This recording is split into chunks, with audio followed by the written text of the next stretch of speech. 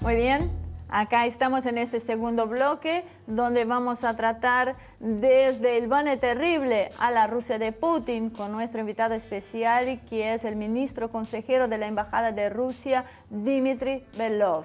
Pero antes de llevarlo con él, los voy a invitar a ver la primera parte del informe que les preparamos.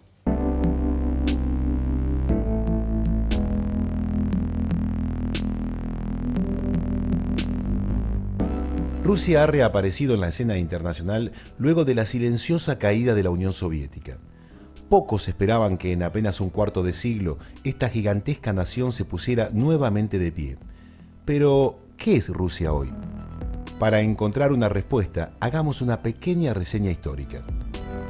Una vez caída Constantinopla en el año 1453, Rusia queda como el único estado cristiano relevante en Europa Oriental, siendo considerado por ello como el heredero del Imperio Bizantino.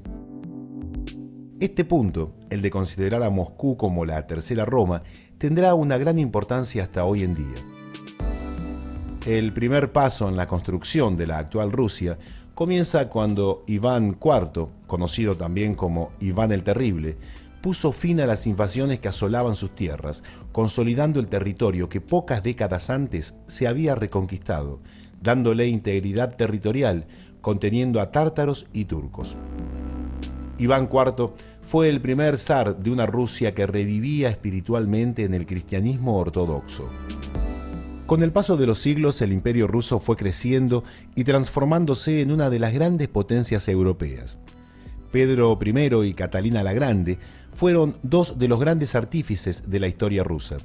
Tras la Guerra de Sucesión Polaca y la Guerra de los 7 Años, Rusia llevó sus fronteras hacia el oeste, ocupando los territorios cristianos ortodoxos. La victoria sobre el Imperio Otomano expandió sus fronteras hacia la costa del Mar Negro, dándole una extensión que se acerca a la actual. El primer gran desafío a la existencia rusa fue la invasión francesa de las tropas de Napoleón Bonaparte, quien fue vencido con una muestra de carácter del pueblo ruso que quedó en la memoria mundial. Pero los problemas para el zarismo recién comenzaban. El malestar social crecería a raíz del fracaso de las reformas impulsadas por Alejandro II para modernizar la estructura del país con una propuesta industrial. La guerra era abrazada por la intelectualidad liberal rusa, la burguesía y la aristocracia, pero era rechazada por la clase obrera y campesina que acabó rebelándose y destituyendo al zar Nicolás II, último de la dinastía Romanov, en febrero de 1917. Las desavenencias internas entre los revolucionarios, divididos entre mencheviques y bolcheviques, partidarios unos de una república liberal a la usanza europea y otros de una revolución socialista. En octubre se produjo el estallido que encabezaría a Vladimir Ilich Ulyanov, más conocido como Lenin, derrocando al gobierno provisional a partir de la memorable toma del Palacio de Invierno en la noche del 7 al 8 de noviembre. Nacía entonces una revolución socialista que conmovería al mundo. Tras una sangrienta guerra civil entre los revolucionarios y el Ejército Blanco, y consolidada ya la revolución, se constituyó la Unión de las Repúblicas Soviéticas Socialistas, lideradas por Rusia en 1922. El 1 de febrero de 1924, el Imperio Británico, la principal potencia de la época, reconoció oficialmente a la Unión de las Repúblicas Soviéticas Socialistas. La era soviética transformó a Rusia en una nación industrial que luego de vencer a los alemanes en la Segunda Guerra Mundial, con un costo cercano a los 27 millones de muertos, se transformó en una de las dos grandes superpotencias mundiales. Pronto comenzó la Guerra Fría, el enfrentamiento capitalista-socialista que abarcaría 7 décadas hasta la desintegración soviética en 1991. La caída soviética parecía el ocaso final de Rusia, condenada por la globalización a ser una proveedora de materias primas. La victoria de Estados Unidos y sus aliados occidentales parecía tan definitiva que hasta un politólogo estadounidense llamado Francis Fukuyama se atrevió a pronosticar el fin de la historia.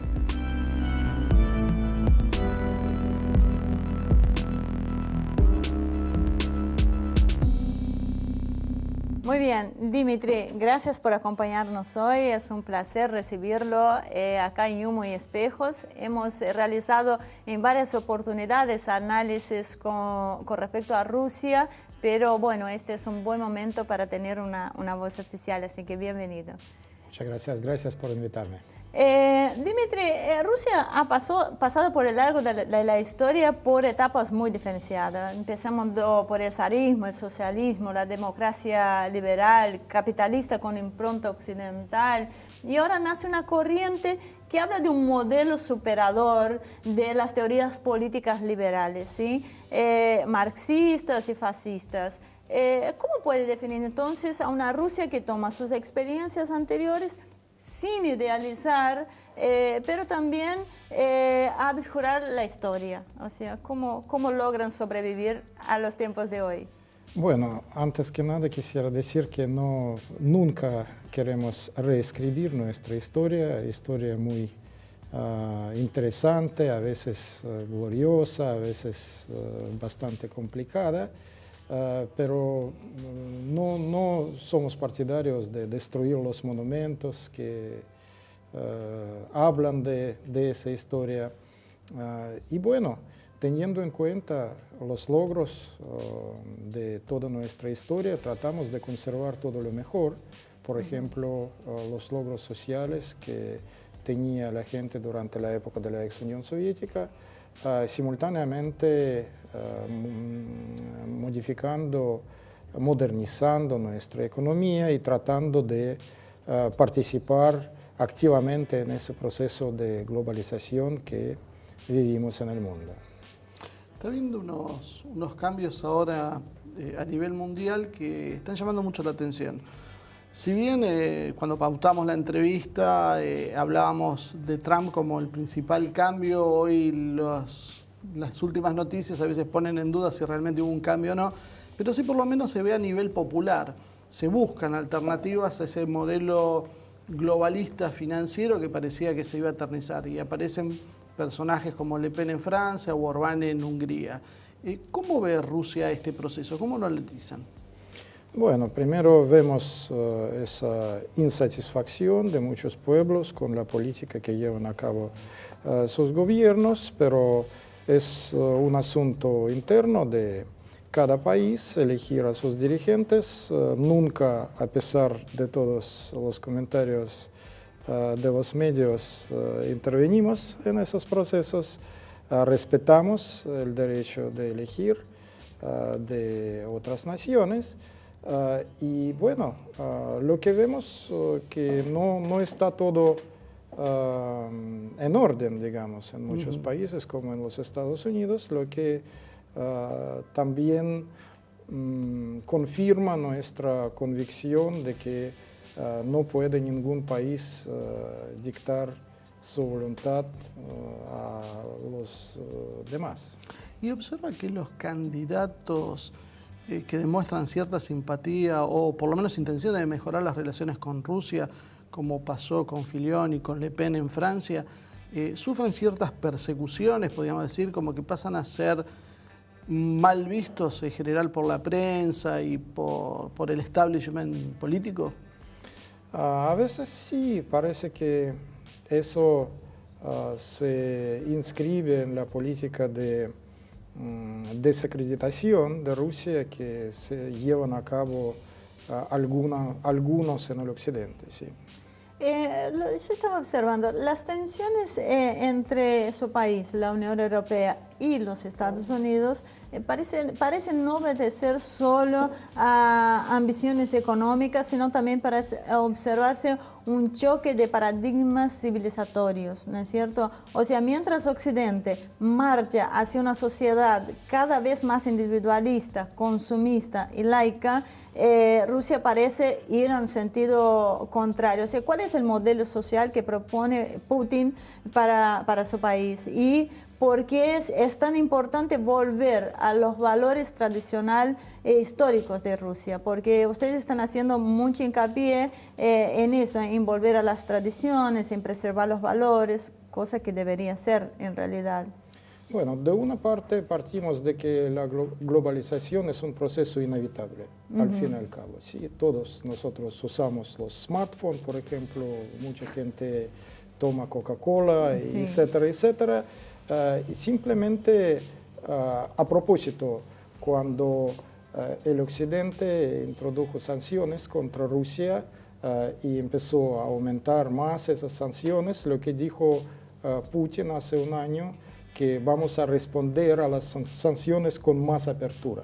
Sí, sí. Con eso más recuerdo. apertura. Vemos algunos ejemplos bastante buenos de convivencia de la globalización con las tradiciones, como está pasando en China, por ejemplo, ¿sí? Aunque no siempre esa experiencia es tan buena, el ejemplo de Japón nos muestra que Japón está perdiendo mucho de sus valores culturales durante ese proceso, pero en todo caso observamos eso y tratamos de sacar lecciones Claro. de la experiencia de otros países. Agrego una cosa, el otro día hablando con una persona un periodista que había viajado en Rusia, porque cuando uno habla de estos valores y habla de Putin y lo ve en esta posición y lo ve tan distante de cierta manera, pero con objetivos claros, preguntaría, ¿será una imposición del Estado o será lo que piensa el pueblo? Porque hoy en día no siempre lo que hace el gobierno es la representación de la gente real. Pero lo que me sorprendió era que decía que la gente, ese era el pensamiento del pueblo ruso, o sea, que el pueblo ruso apoyaba mantener estos valores, mantener estas tradiciones, es llevado de abajo hacia arriba, no al revés. ¿Es Exactamente, así? es lo que pasa, es lo que pasa. La gente trata de conservar toda nuestra historia, toda nuestra cultura, etcétera, etcétera, tratando, digamos, de encontrar este balance entre la globalización, repito, y las tradiciones para conservar todo lo bueno que tenemos. Una de las noticias que trascendió hace unos meses fue que Putin había ordenado, no sé si directamente si fue Putin o el gobierno ruso, había actuado contra la Universidad de San Petersburgo, la Universidad Europea.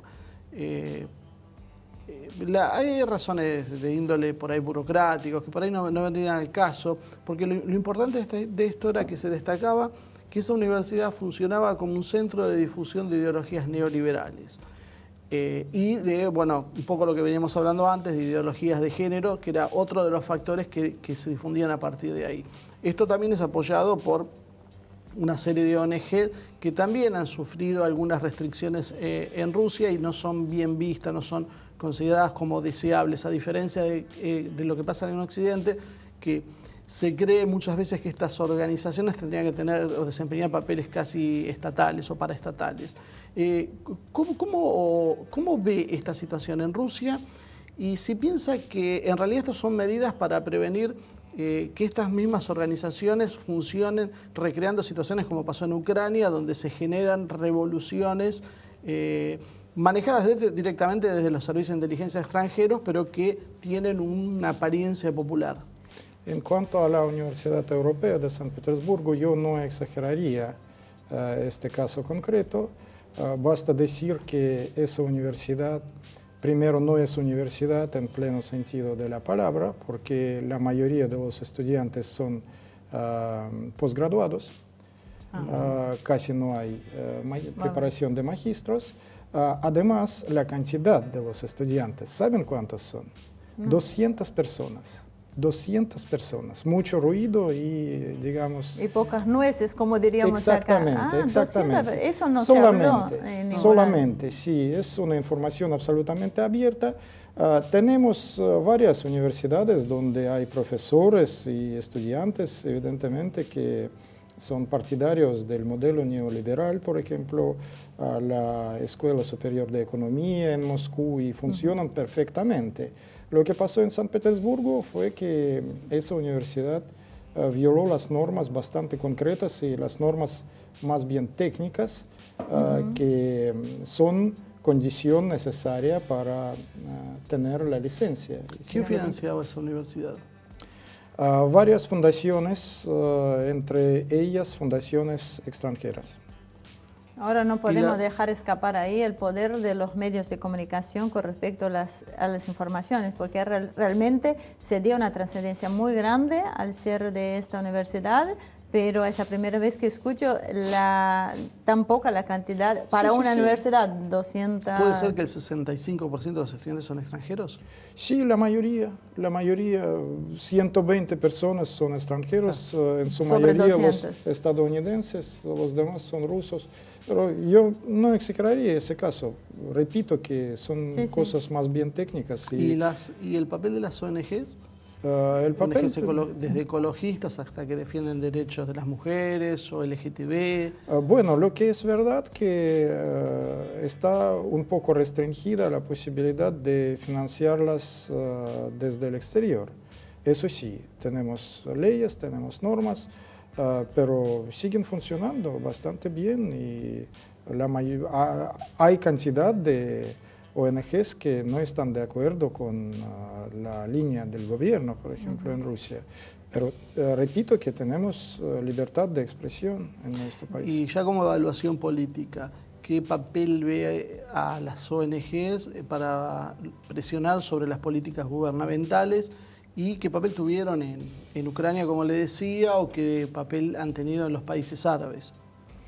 Sí, sabemos lo que pasó y que varias ONGs estaban involucradas en esos procesos.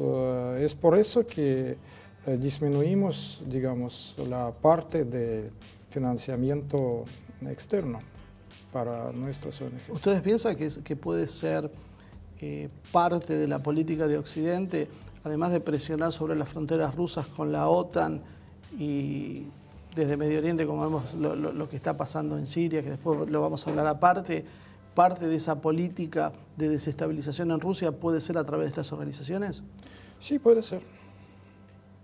Sí, organizaciones que influencian mucho también en nuestra región en diferentes medidas. El problema es que yo creo que ellos la tienen más identificada. Nosotros nos cuesta mucho entender a veces cuál es el papel de estas organizaciones.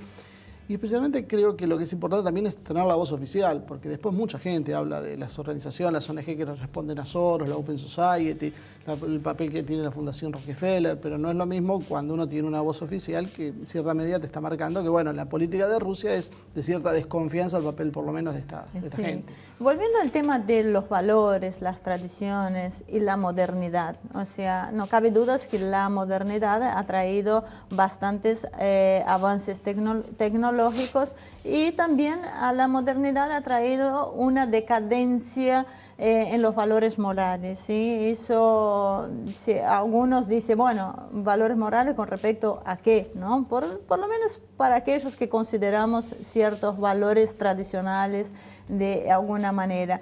Es posible, porque Rusia también pasó por un proceso de modernización, de avances tecnológicos y la globalización que está tan pendiente, ¿no? Ahora, ¿es posible una modernización sin la occidentalización? O sea, porque recuerdo siempre hace muchos años un embajador de China que nos dijo, no nos preocupa, espero que no traiga problemas, ya no está más el embajador, dijo, el problema del occidente, uno de sus mayores... Hablábamos de los jóvenes y cómo se estaban occidentalizando en algunas ciudades en China, si ellos no temían que, perdón por interrumpirte, pero ya me estás mirando mal, si ellos no tenían temor a que se pierda un poco la idiosincrasia propia de China. Y ellos dijeron que no, porque era muy marcada. Si bien los jóvenes con la globalización en todas las partes del mundo tienden a copiar el mismo modelo, era marcado que al trabajar sobre sus valores y tradiciones... y que cuando pasen unos años solos van a volver al camino. O sea, el temor es...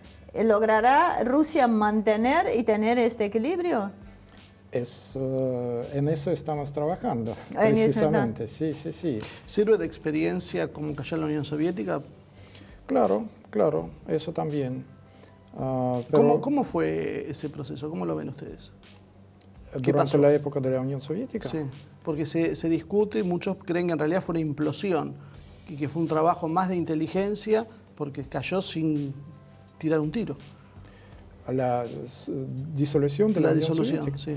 No, yo repito siempre que todo sucedió en conformidad con las leyes, que en la Constitución preveía esa posibilidad de independizarse. Pero es realmente raro a todas las repúblicas. Que un país pueda absorber eso sin que haya un enfrentamiento mucho más grande, sin que haya sublevaciones militares. Prácticamente no pasó nada, salvo una sublevación.